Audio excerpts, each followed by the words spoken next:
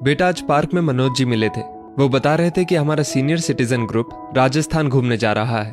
अगर तुम कहो तो मैं और तुम्हारी मम्मी भी साथ में चले जाएं। घर की जिम्मेदारियों से कभी फुर्सत ही नहीं मिली कि तुम्हारी माँ को कहीं घुमा पाता। राकेश जी ने अपने बेटे जतिन से पूछा। अरे वाह पापा, ये तो बहुत अच्छी खबर है।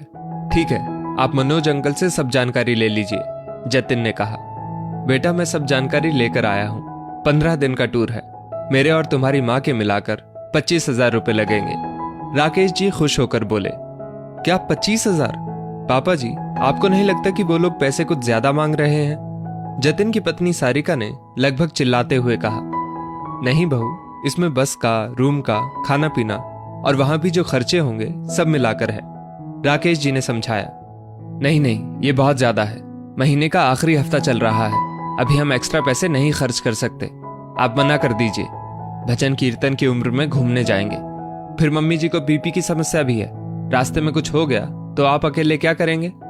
लेकिन बहू, अभी सब हमारी उम्र के लोग जा रहे हैं। दोस्तों के साथ सफर और टूर का मजा दुगना हो जाता है। तुम्हारी मम्मी को कुछ नहीं होगा, बल्कि बाहर घूमने जाएगी तो उसको भी अच्छा लगेगा।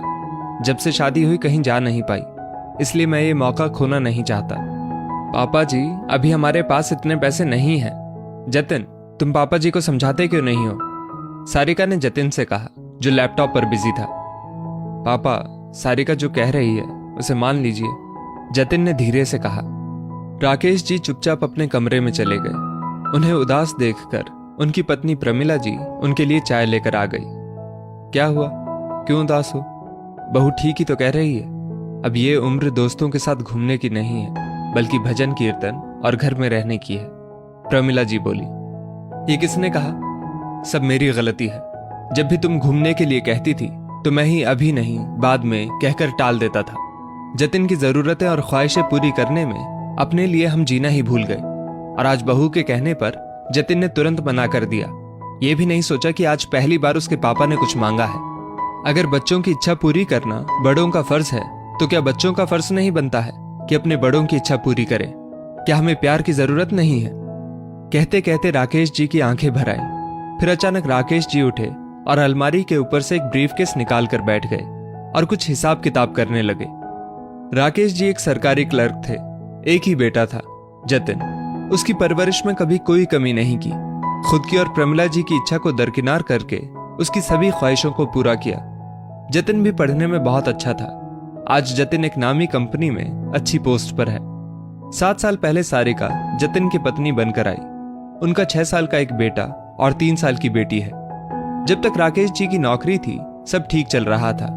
2 साल पहले ही राकेश जी रिटायर हो गए। पेंशन से अब घर का खर्च पूरा नहीं होता, इसलिए अब जतिन को घर खर्च के लिए अपनी सैलरी में से खर्च करना पड़ता है। सारिका का व्यवहार भी अब थोड़ा रूखा हो चला है। कुछ भी एक्स्ट्रा खर्च करने की बात आती है तो वो तुरंत मना कर देती है। रात के 9 बज गए। प्रमिला जी ने आकर उन्हें खाना खाने के लिए बुलाया तो उन्होंने खाना वहीं मंगा लिया। प्रमिला जी ने गुस्सा दिखाते हुए कहा, क्या खोज रहे हैं तब से? पहले चैन से बैठकर खाना खा लीजिए। हाँ हाँ ठीक है, मैं खा लूंगा। तुम खाना यहीं रख दो और तुम भी खा लो, राकेश जी मुस्कुराते हुए बोले। दूसरे दिन सुबह 10 बजते ही अभी थोड़ी देर में आता हूं कहकर राकेश जी घर से निकल गए। शाम हो गई और अभी तक राकेश जी घर नहीं आए। प्रमिला जी बार बार फोन कर रही थी, लेकिन फोन नहीं लग रहा था। उनका मन घबराने लगा। उनको परेशान देख सारिका की बड़बड़ शुरू हो गई। मना कर दिया तो गुस्से में पता नहीं कहां चले गए। ये भी नहीं सोचते कि देर हो रही है तो एक फोन कर दें। अब बच्चों को छोड़कर इन्हें ढूंढने जाओ। ये बड़े लोग ना खुद चैन से रहते हैं और ना हमको रहने देंगे। बुढ़ापे में इनको टूर पर जाना है। पैसे क्या पेड़ पर उगते हैं? अरे 25,000 में ना जाने कितना सामान आ जाए। मैं नहीं दूंगी, और जतिन को भी टाइट करना पड़ेगा। कहीं ऐसा ना हो कि बेटे का प्यार जाग जाए और ये पैसे दे दे। तभी सारिका को प्रमिला जी की आवाज सुनाई दी। कहां चले गए थे? सुबह से फोन कर करके परेशान हो गई थी। आपका फोन क्यों नहीं लग रहा था? प्रमिला, थोड़ी सांस ले लो और ये देखो मैं तुम्हारे लिए क्या लाया हूं। राकेश जी ने एक लिफाफा पकड़ाया।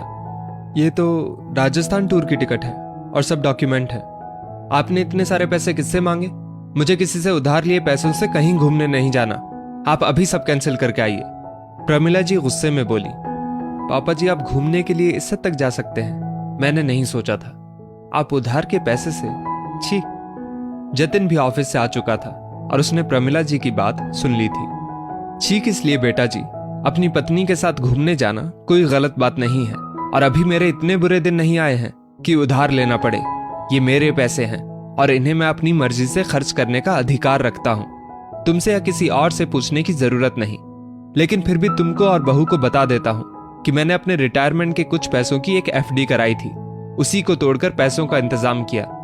मैंने जो भूल की बेटा, वह तुम मत करना। अपने बच्चों की सभी ख्वाहिशों को पूरा करने में अपनी और अपनी पत्नी की खुशियों की बलि मत चढ़ाना, क्योंकि बच्चे हों या बड़े, सभी को प्यार की जरूरत होती है। राकेश जी की बात सुनकर जतिन की आंखें शर्म से झुक गई। अरे हाँ, एक बात बताना भूल गया। टूर से आने के बाद मैं और प्रमिला अपनी गृहस्थी अलग बसाएंगे। तुम लोग बोझ समझकर हमें कहीं वृद्धाश्रम भेजो, उससे पहले हम खुद अलग हो जाते हैं। प्रमिला, क्या तुम मेरा साथ दोगी फिर से उम्र के इस पड़ाव में, नई गृहस्थी बसाने में? प्रमिला जी ने आगे बढ़कर राकेश जी का हाथ थाम लिया और बोली, हमेशा। माता पिता अपने बच्चों के लिए कितनी तकलीफों का सामना करते हैं ताकि बच्चे बेहतर जिंदगी जी सकें। बदले में वो सिर्फ थोड़ा सा प्यार और सम्मान ही चाहते हैं।